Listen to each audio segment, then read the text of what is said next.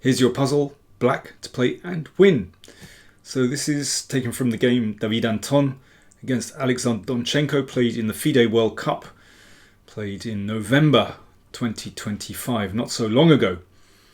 And this is a really delicate finish. If you want to have a go at working this out on a graphics board where you can move the pieces, then do click through the link to chesspuzzle.net and you can play it out there. You could also see the whole game as well. So if you remember, Alexander Donchenko from Germany had an amazing run at the FIDE World Cup. And, well, this is one of the early rounds where he defeated David Anton, who was a very, very strong Spanish player. And I do like this. It's a very delicate finish. So we have two bishops against a rook. And you can see how they control so many squares in the position. And that enables black's king to just creep towards white's king.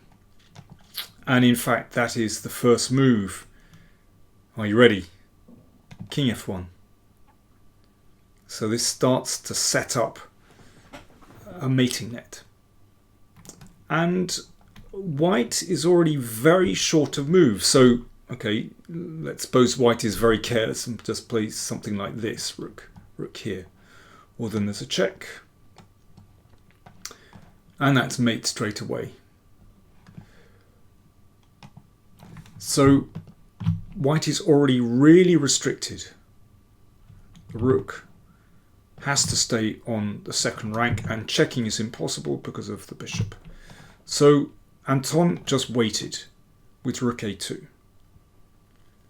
And this is a lovely move. Of course, if white could start checking to check the king away, then, well, at least white would be able to prolong the struggle. So what does black do? Bishop d4. These bishops, wow, absolute monsters. So the bishop controls the a1 square, preventing a check.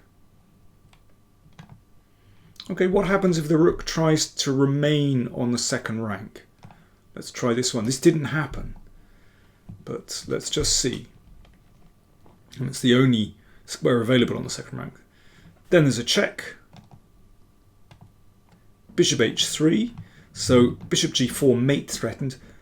And at the same time, the bishop covers the d1 square. So rook d1 check, not available. And the only way for white to avoid the mate is to give up a pawn. But that is absolutely hopeless. In fact, it's catastrophic because the check is coming and then the g-pawn advances. Okay, so this is the game. Anton played king h3, so preempting a possible check here. Still got to play very carefully. Bishop f3. So that threatens a check here. So for example, if white waits, rook c2, a check, and whoops, and mate next move. Okay, let's come back. So this is a problem for white.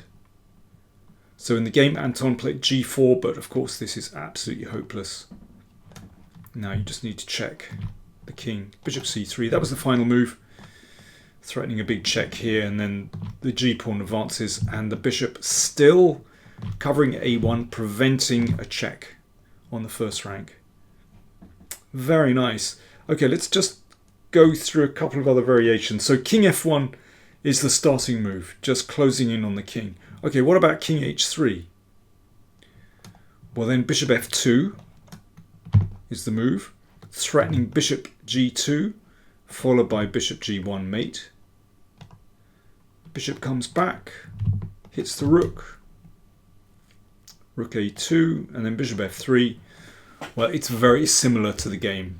So bishop g1 and bishop g4 mate are threatened. And that's about it. I think I've gone through the key variations. So king f1 is correct. And then if rook a2, bishop d4, controlling a1, preventing a check. Very nice finish from Alexander Donchenko. If you want to see the whole game, then do click through to chesspuzzle.net. You'll find the link down below.